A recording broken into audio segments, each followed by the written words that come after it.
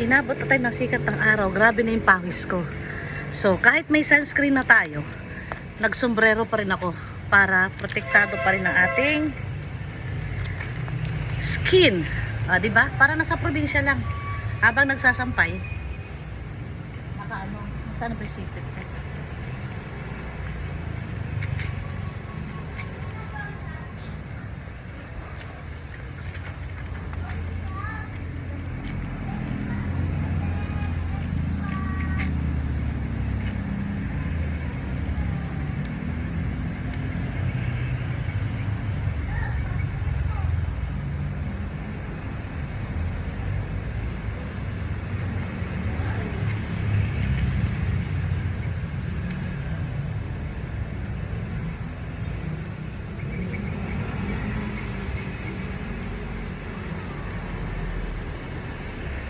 Ito guys, uniform ng anak ko kasi may duty sila. Hindi na sampay kaagad, kaya itatapat ko sa araw talaga. So, ito na, sampayan na tayo.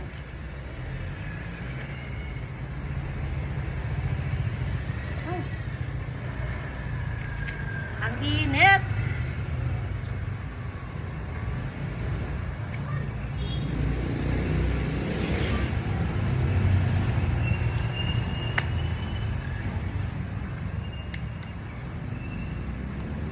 Ngayon ako nakapag-video guys. Kasi ilang araw na hindi ako nagsasampay sa sobrang init. Natatakot ako kaya yung mga anak ko ang nagsasampay. Eh yung taga-sampay ko may pasok na, may face to face. Kaya no choice ako. No choice ako na magsampay kasi wala akong mautusan. At taga-sampay ko nasa school.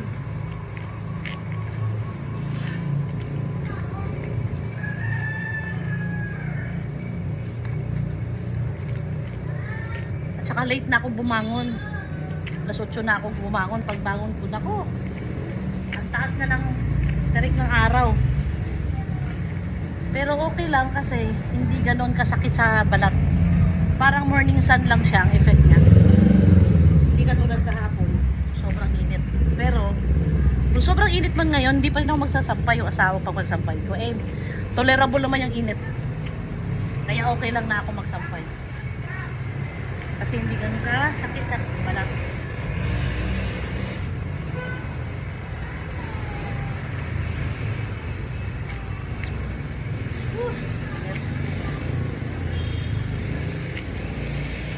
Grabe guys, habang nagsasampay ako, tumatagaktak yung ano ko, pawis ko. Sobra. Tumatagaktak.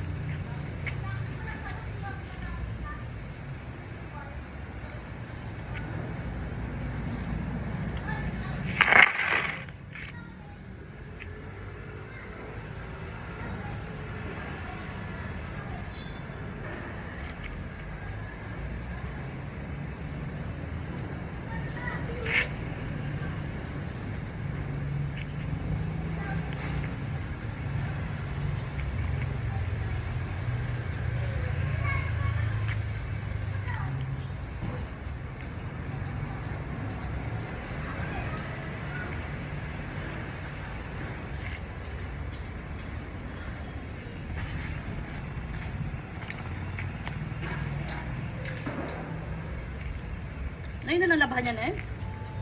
Kailangan mo.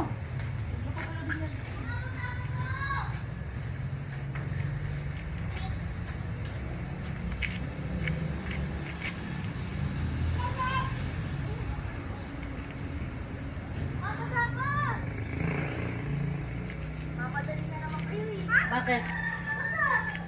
Adik, umulan kasi kahapon. Akin na.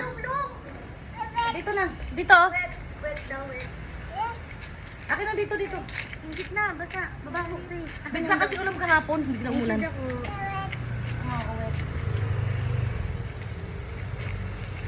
Ano yung uniform ko? Ba't nilayo mo? Inano ko sa trick ng araw para mabilis matuyo.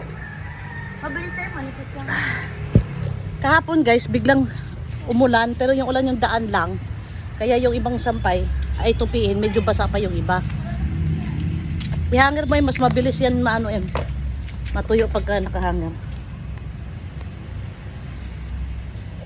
Hindi pa nakapiga yan.